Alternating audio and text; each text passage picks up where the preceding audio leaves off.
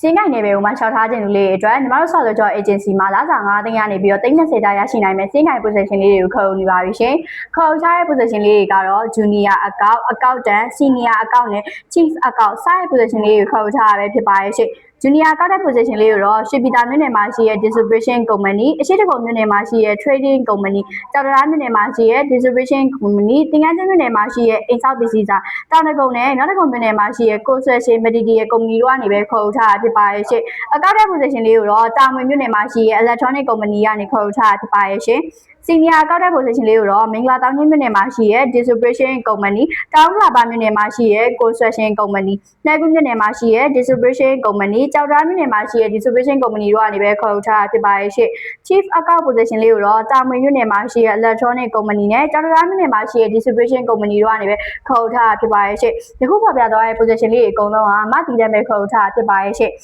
အထက်ပါ position တွေကိုရှောက်ထားနေတယ်ဆိုရင်တော့ Solid Agency ရဲ့ Viber နဲ့ email တို့ကနေတစ်စီ စီဖောင်တွေကိုခန့်မှန်းပေးပို့ပြီးတော့ရှောက်ထားလို့ရမှာပဲဖြစ်ပါရဲ့ရှင့်